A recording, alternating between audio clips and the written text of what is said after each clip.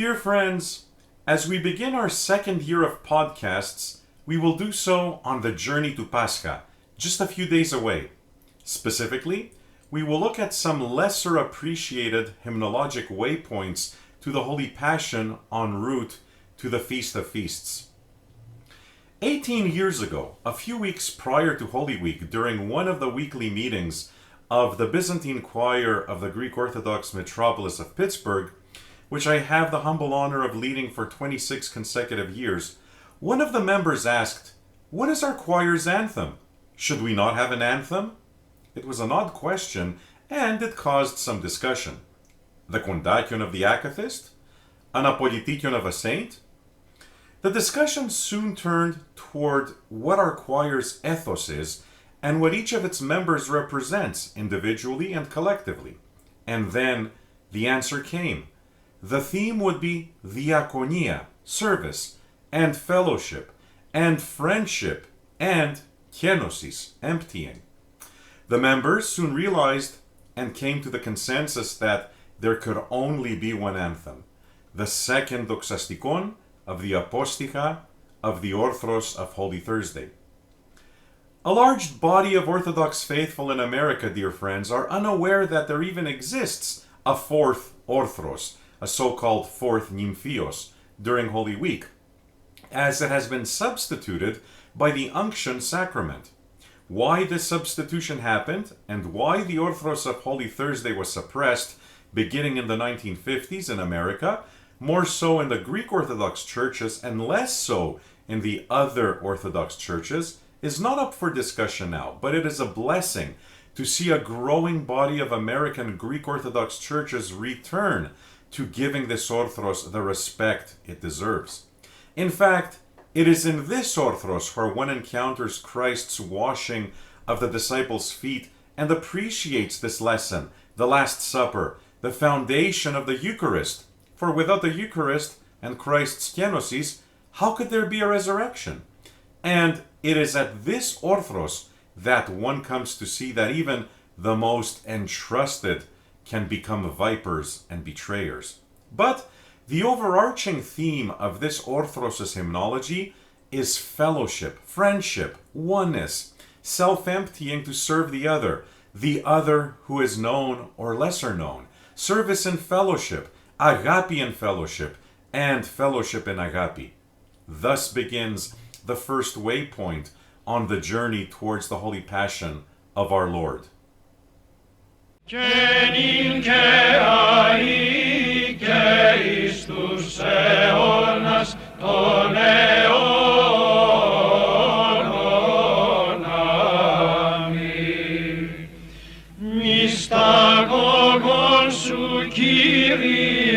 τους μαθητάς εδίδασκες λέγον οφείλει οράτε μη δυσήμας χωρίσει μου φόβος είχαν Πάσχο αν υπέρ του κόσμου μη σκανδαλίζεστε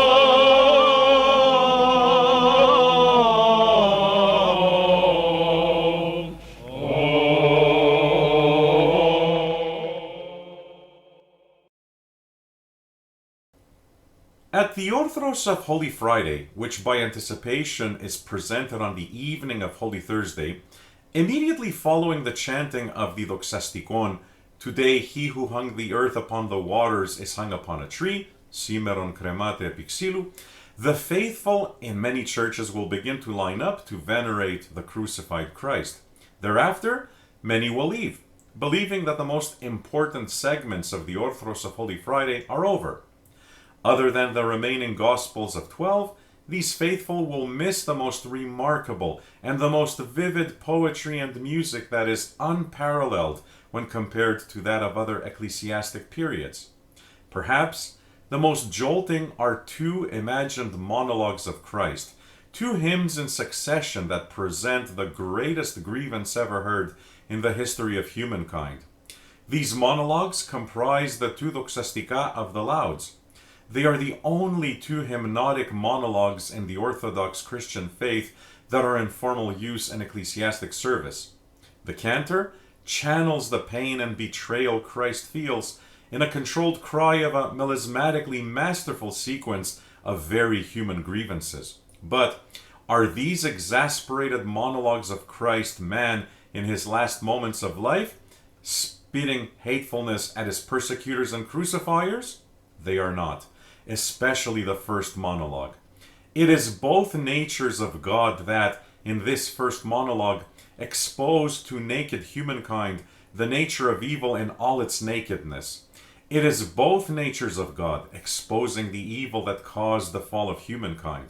It is both natures of God putting evil on notice that, in spite of the pain and hate it has inflicted, beginning with the fall of humankind, in spite of the hijacking of humankind's virtuous self by Satan, his reign and power will be short-lived. The first hymn is a grievance not against that which God created, humankind, but a grievance against evil and the promise that it will soon be smashed like a potter's vessels. The last words were carefully chosen by the hymnographer, who is very likely Sophronios, Patriarch of Jerusalem, in the 6th century. They are borrowed from Psalms 2:9, and they are part of the verse that confirms God as the omnipotent ruler and Lord who will smash evil into pieces that can never be put together to poison and murder his creation, humankind. The hymn is a warning to evil and a prelude to the smashing of evil via Christ's imminent resurrection and thrashing of death.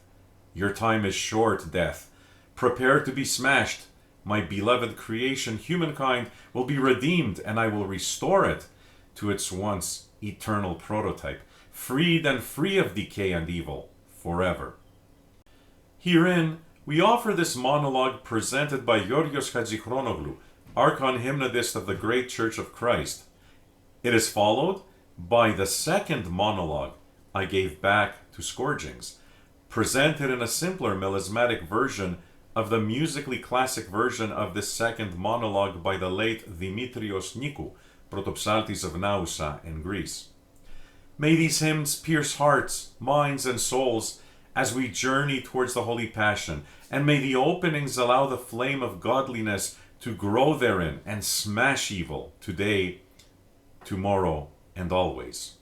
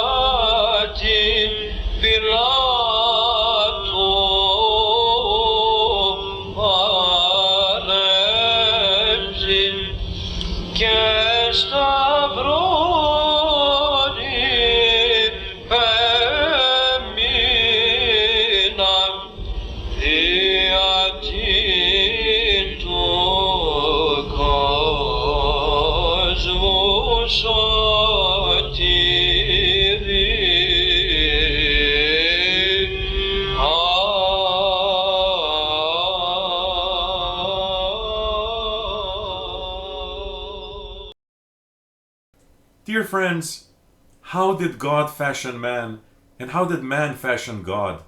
In paradise, he took dust from the earth, he cradled it in his hands, he sculpted it, he animated it with his breath, he honored it with his image, and he made man.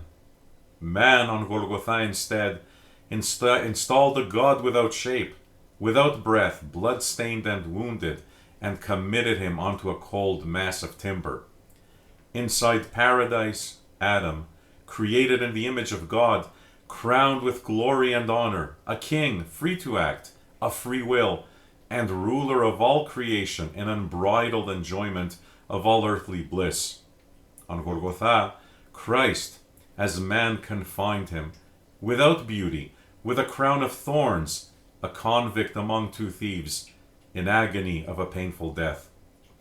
Comparing the two images, of Adam inside paradise and of Christ on the cross, one cannot help but think, what a beautiful being did the generous hands of God create, and what a pitiful deconstruction of God have the sinful hands of man achieved. One can further ponder, I recognize in the creation of man a works with which God crowned all his creation, and I recognize here at the Passion of Christ a wickedness with which man consummated all his lawlessness. I recognize an infinite love of God towards man and the boundless ingratitude of man towards God. And I do not know what to greater marvel at, or what greater to condemn.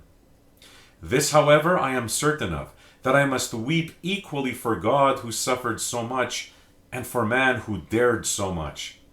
I cannot distinguish one from the other in the subject of my tears, because when I lament the Passion, I lament the cause of the Passion. When I count his wounds, I count the hands that underlie the reason for those wounds. When I look upon him who is crucified, I look upon him who is the crucifier, and in the death of a wrongfully executed God, I see man as the executioner. Perhaps these are the thoughts that pummeled the soul and mind of Joseph of Arimathea as he took Christ from Pilate and prepared him for burial in the tomb that he had purchased for himself. If so, no other hymn of Holy Week could capture them as vividly as the Doxastikon of the Aposticha of the Vespers of Holy Friday. In just a few days, on Holy Friday afternoon, the faithful will hear these thoughts aloud, conveyed by a small chorus of cantors or a lone cantor standing in front of the epitaphios. Here we present this hymn, chanted masterfully by the choir of Ergastiri Psaltikis, taught and led by Athanasios Paivanas, one of the very few true students of the legendary Archon Protopsaltis of the Great Church of Christ at the Ecumenical Patriarchate Thrasivoulos Stanitsas. The melody metrically flows up and down, between earth and heaven, between weeping and joy, and between death and the promise of life of his coming resurrection. Oh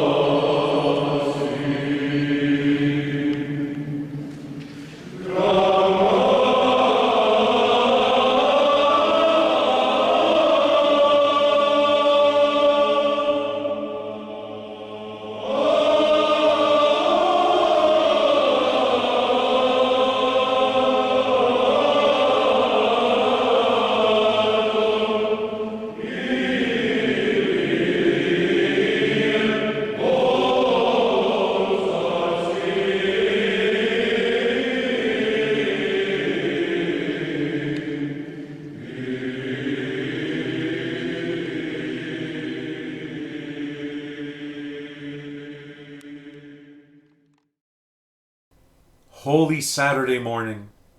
In the Orthodox homelands, mothers and grandmothers prepare the abode for the Paschal, where family and friends will assemble to, once again, celebrate life. The children run to church to playfully participate in the folk tradition of banging on the floor and walls. What does this banging tradition represent? It is the echo from Hades' rapidly crumbling dominion as he is being ripped apart and as his dark palace is being smashed down into bits and pieces. At Christ's uttering, "It is done," on the cross, Hades knew that his dominion of humankind in decay and death was over. Christ was coming. The service on the morning of Holy Saturday in older times was held in the evening hours, much like all Vespers, followed by a Vesperal liturgy of St. Basil, and then the Panichis. Today, the Vesperal liturgy is celebrated in the morning. It is a service of joy. Holy Week is now completely transformed. The Vespers present the majestic first mode resurrectional troparia of the Orthros, a mode that adds to the bitterness Hades experiences as he loses his power and dominion over humankind. Hades, and his darkness and evil and decay and eternal death, believed he succeeded in overcoming light and good. But the Logos fooled him. Hades' infantile and puerile envy and grudge were no match for the lion that rose and entered into his kingdom. Hades was convinced that steering humankind's greed towards crucifying and killing God would end his ability to save his most beloved among all creation. Hades was convinced that his manipulation of humankind's somatic and spiritual weaknesses would forever bury God inside a foreign tomb, never to be remembered. And Hades' ego undid him and his power. The hymnographer, in two very poetically vivid hymns that we will momentarily present, portrays this decaying Hades, a perfect ending to his wretched plans for humankind and God. Today, hell groans and cries, "My authority has been destroyed. It were better for me had I not accepted the one born of Mary, for he has come upon me and destroyed my might. I receive a mortal as one of the dead, but have no strength at all to hold him. My authority has been destroyed. With him I shall lose those over whom I reigned. I held the dead from every age, but see, he raises them all." While this is happening, humankind impatiently awaits the outcome of the battle between death and life. Humankind was created in the image of God. As such, humans have godliness inside them.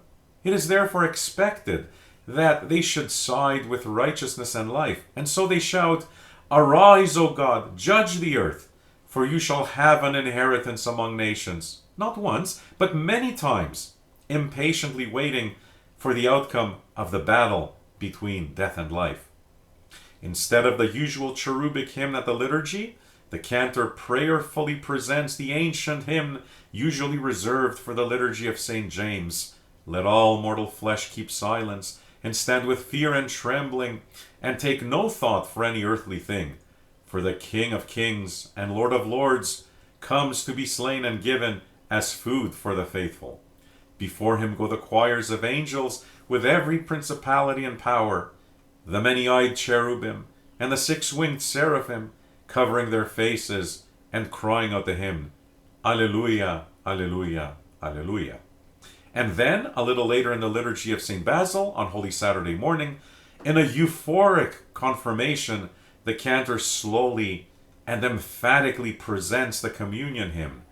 "The Lord awoke as one that sleeps, and has risen and saved us." Alleluia. Sensitizing all the faithful assembled that indeed it is done. Tetelestai. Together with Adam and Eve, all the generation of humans who since passed are now restored to the prototype in his resurrection. Humankind will come to learn of this cosmic event soon. We now present the first of the two Vesperal stichira of Holy Saturday, interpreted by Archon Protopsaltis of the Archdiocese of America, Fotios Ketzadzis.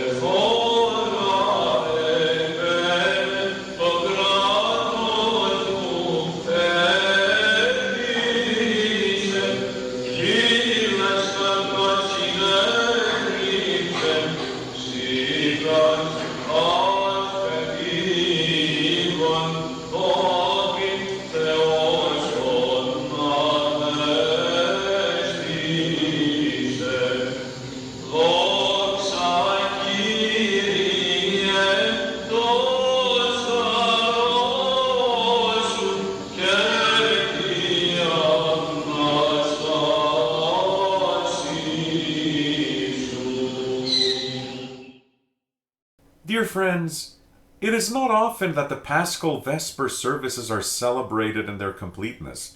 This is a consequence of the concelebration of the feast of the great martyr St. George, which in many instances falls inside the Triodion period.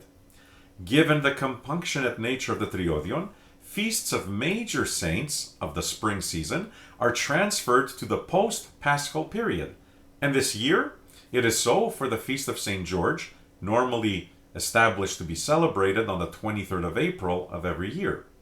However, the concelebration is even more festive than the Paschal Vespers, which would otherwise consist largely of the resurrectional stichira of second mode of the Ochtoichos. In the concelebration, the faithful are presented with a prosomia and the two vesperal doxastika of the saint that precede the resurrectional. So beloved is St. George in the Orthodox faith. As the Church repeats the victory hymn, Christ is risen, over and over on Bright Monday, the simple folk of the traditional Orthodox homelands sing praises to St. George, not hymnologic, but in the form of many folk songs dedicated to him. So many shrines have been built in his name since the early centuries of Christianity in valleys, on mountaintops, and on water-nurtured islands. Simple shrines, left alone for most of the year, but cared for by the local village folk. Beautified passionately during Holy Week, especially when St. George's feast is transferred to Bright Monday. Shrines that beckon those who wish to commune more spiritually with a risen Christ, away from the noise and the impatience of the city cathedrals. Many are those that choose to celebrate Holy Week alone, inside these shrines. The connection with Christ, his passion, and his resurrection is more authentic. It is more personal. Each of the major saints graces and defines the season in which she or he is celebrated. The fall season has St. Dimitrios. The winter has as its anchor St. Nicholas. The summer has St. Panteleimon. The spring has St. George. Indeed, among the protections and graces offered by the saint are those that nurture nature, crops, farmland, springs, fountains, and the revival of nature from winter. How appropriate for the hymnographer of the Doxastikon to begin the praise to St. George with the words, "Spring is here. Come, let us be merry." Spring is indeed here, the resurrection of life, a spring that permeates the interior of shrines of the Church's saints, martyrs, the Theotokos, and Christ God, in valleys and mountaintops, with a fragrance of the growing flowers, flowers that respond to the risen God and celebrate him, flowers that grace the icon of St. George. Indeed, the Paschal light is spring, and the spring reflects the Paschal light. Spring is here. Come, let us be merry. And Christ's resurrection has shone brightly. Come, let us be joyous. Here, my dear friends, we present the Doxastikon of the Orthros of St. George, chanted by the great and legendary Archon Protopsaltis of the Great Church of Christ, Thrasivoulos Stanitsas. The son was added a posteriori many decades later in the form of a synthesizer drone to the original recording. Among the hymns dedicated to the saint is this magnificent Doxastikon of the Orthros, this year concelebrated inside the resurrectional Orthros of Bright Monday.